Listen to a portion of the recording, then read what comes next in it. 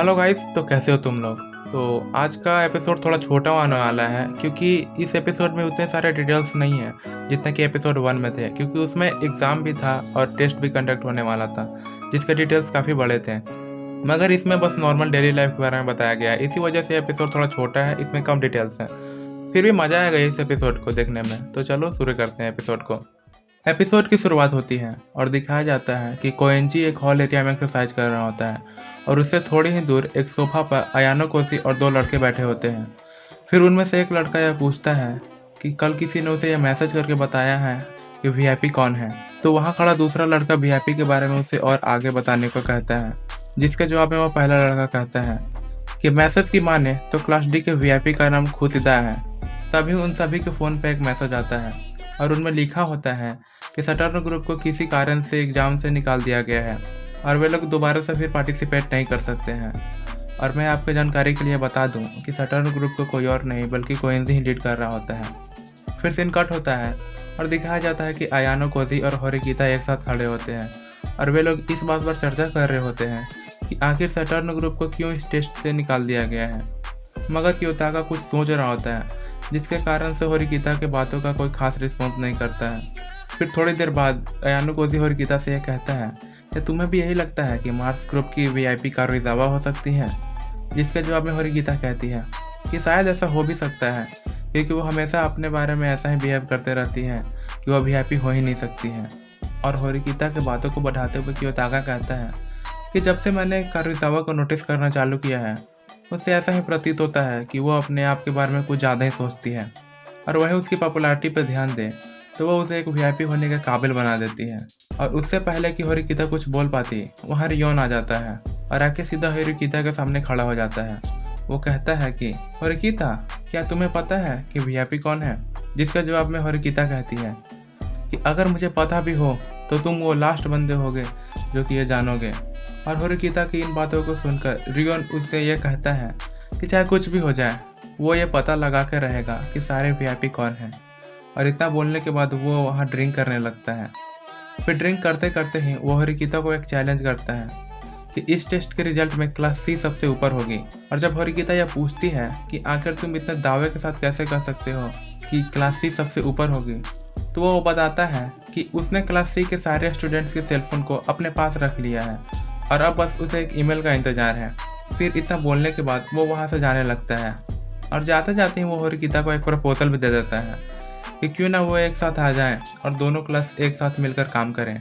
मगर सूजने होरिकिता इस प्रपोजल को रिजेक्ट कर देती है और यून वहाँ से चला जाता है। नेक्स्ट सीन में दिखाया जाता है कि खुशिदा शिप के बालकोनी में अकेले खड़ी होती है। तभी वहाँ अयानो कोजी आ जाता है और खुशिदा को वहाँ अकेले खड़े रहने की वजह पूछता है। जिस बात का जवाब देते हुए खुशिदा कहती है कि वो यहाँ बस अपने अकेलेपन को दूर करने के लिए खड़ी थी और अब जब अयानो कोजी वहाँ आ गया है तो उसे अकेलापन फील नहीं हो रहा है। फिर अयानो कोजी खुशिदा को हेलो बोलकर वहाँ से जाने लगता है। तभी पीछे से खुशिदा उसे हक कर लेती है और फिर बिना कुछ बोले ही वहाँ से भाग जाती है। फिर अगले ही सीन में दिखाया जाता है कि क्लास बी, क्लास सी और क्लास डी के टीचर्स एक साथ बैठकर ड्रिंक कर रहे होते हैं और फिर उनमें से एक टीचर टेस्ट और स्टूडेंट्स के बारे में बात करने लगती है। वो कहती है कि इस बार मार्क्स ग्रुप में कुछ ज़्यादा ही स्ट्रॉन्ग पार्टिसिपेंट हैं। तो उनकी बातों का जवाब देते हुए क्लास डी के टीचर कहती हैं, आपके ग्रुप में भी कोई कम बच्चे नहीं हैं, यहाँ तक कि इचिनोसे भी आप ही के क्लास में हैं। और फिर वो यही बातें करते करते ड्रिंक करने लगते हैं। फिर सीन कट होता है और दिखाया जाता है कि कारुइजावा हिराता से कुछ बातें कर रही होती है। कारुइजावा हिराता से कहती है कि तुमने मुझसे वादा किया था कि तुम मुझे हमेशा प्रोटेक्ट करोगे, तो कल जब वो लड़कियां मुझे परेशान कर रही थी तो तुम कहाँ चले गए थे। वहीं हम देखते हैं कि दूर खड़ा अयानो कोजी उनकी बातों को सुन रहा होता है। फिर कारुइजावा को ऐसा कहने पर हिराता कहता है कि मैंने तुमसे कहा था कि मैं हमेशा तुम्हें प्रोटेक्ट करूंगा, मगर इसका मतलब यह नहीं होता है कि मैं तुम्हारे लिए किसी और से लड़ाई करूंगा। और जब कारुइजावा उसे ऐसा कहते हुए सुनती है तो वो उसे लायर कहने लगती है और उसे कहती है कि तुमने मुझसे झूठ बोला। तो फिर हिराता कहता है, लायर? वो भी मैंने तो सिर्फ एक ही लाई बोला है और वो ये है कि हम दोनों एक दूसरे को डेट कर रहे हैं। तुम चाहती हो कि मैं तुम्हारा पार्टनर बनकर दूसरों से लड़ाई करूं और तुम्हें प्रोटेक्ट करूं, और अगर तुम्हें ऐसा ही पार्टनर चाहिए तो तुम्हें किसी और को ढूंढ लेना चाहिए। और जब कारुइजावा हिराता के मुंह से इतना सब सुनती है तो वो रोती हुई वहाँ से चली जाती है। और ये सब वहाँ खड़ा अयानो कोजी विटनेस कर लेता है। फिर अयानो कोजी उस दीवार के पीछे से निकलता है और हिराता के सामने आ जाता है और उससे इतना सब होने का कारण पूछता है। हिराता कहता है कि कुछ महीने पहले से ही वे दोनों दिखावा कर रहे हैं कि वे कपल हैं, मगर सच तो ये है कि कारुइजावा सिर्फ अपने सेफ्टी के लिए मेरे साथ रहती है।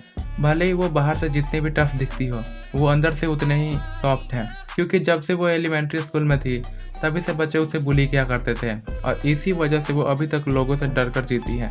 नेक्स्ट सीन में सीधा थर्ड डिस्कशन को दिखाया जाता है और इस बार पार्टिसिपेंट डिस्कशन करने के बजाय कार्ड्स खेल रहे होते हैं और वहीं कारुइजावा दूसरे बकरे की तलाश में क्लास ए के स्टूडेंट के पास बैठी होती है जिसने पार्टिसिपेट करने से मना कर दिया था। और फिर ऐसे ही टाइम पास करते करते फोर्थ डिस्कशन आ जाता है और वे लोग उतने ही सीरियस होते हैं जितने कि पहले में थे और ये डिस्कशन भी ओवर हो जाता है। और फिर जब कारुइजावा मीटिंग हॉल से लीव करती है तो वो तीनों क्लास सी के बदमाश गर्ल्स उसके पीछे लग जाती हैं और ऐसा करते हैं उन्हें अयानो कोजी देख लेता है और उनका पीछा करने लगता है। वहीं दूसरी तरफ वे तीनों लड़कियां कारुइजावा को परेशान कर रही होती है। वो उसे एक रिका नामक लड़की से माफ़ी मांगने के लिए बोल रही होती है, मगर कारुइजावा माफ़ी मांगने से मना कर देती है। और जब वे तीनों गर्ल्स ऐसा सुनती है तो वे लोग कारुइजावा को फिजिकली टॉर्चर करने लगते हैं और उसकी एक फ़ोटो खींच लेते हैं, वो भी रोते हुए।